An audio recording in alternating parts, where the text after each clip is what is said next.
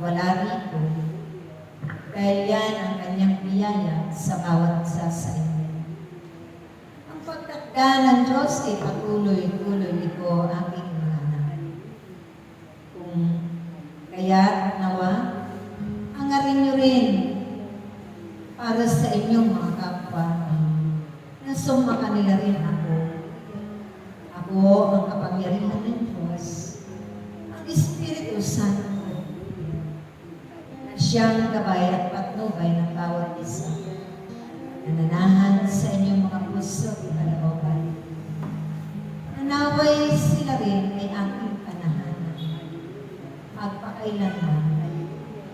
Kaya't aking mga anak, sa pagkakaisa ninyo sa pananalangin, na may kagalakan at bukong katapatan, tunay na naroon ang inyong mga malilinis na puso upang ihatid sa sanglibutan ito ang mabubuting bagay at ibahagi sa kapwa-tao magpakailanman.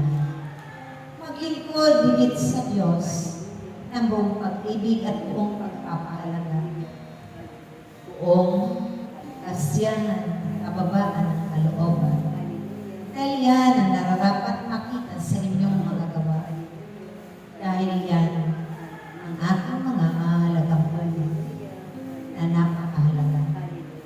Sa inyong pagpapahalaga, pakaiingatan ninyo ang ipinagkatiwala ng Diyos ng mga kapangyarihan. Ito'y gamitin ninyo sa kabutihan. Huwag ninyong panghinawaan, ganapin ang lahat-lahat ng inyong mga tungkulin na pinangakuan sa Kanya habang kayo'y narito may lakas, may hininga, may buhay. Dahil ang pagkakataon yan ay minsan lang darating sa inyong mga buhay. Kaya't aking mga anak, napakapalad ninyo na nakatugon sa Kanyang panawagan. Nariyan ang inyong kapamatan sa paglilingkod ang makatotohanan paggawa. May kalapit lagi na pag-ibig at kagalakan. Habang ginagawa ninyo ang lahat at sinusunod, tunay na punong-puno kayo ng kasya sa inyong mga buhay. Araw-araw nawa, ito ang inyong ibahagi. At ipalaganap sa sahali. Hindi lamang ang Kanya ang kapangyarihan sa ito. Bagos ang pag-ibig ng Diyos sa mga makasalanan. Kaya maging sino man ay nararapat ang ang bagay na ito sa kanilang pagkakas.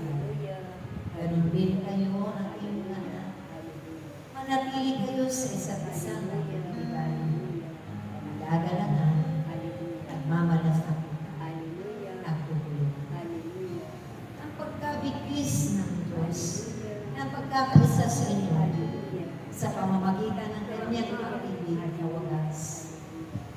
Sa ito sa magiging upang tahakin ninyo ang tamang landas patungo doon sa ilang buhay na walang hanggan. Kaya't hanapin ninyo ang mahal na kayo laging mag-aral sa araw-araw na inyong sa inyong paghayo at sa inyong pakikipagkipagsa. Dahil ang araw ay tinakda ng Diyos sa iba't ibang sulok ng sangit para sa inyong mga managawa ay napakahalaga. At ito man ay inyong huwag lilimutin ang pagpapagalan. Lagi ninyong sundin ang kalooban ng Diyos na may kababaan at kalooban.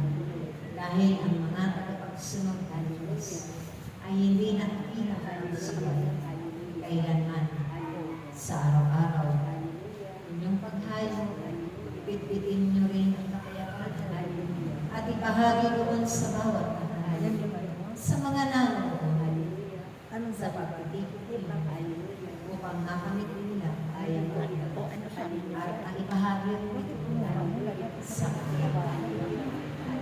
Kaya aking mga anak, dinggin niyo rin lagi ang tinig ng Diyos.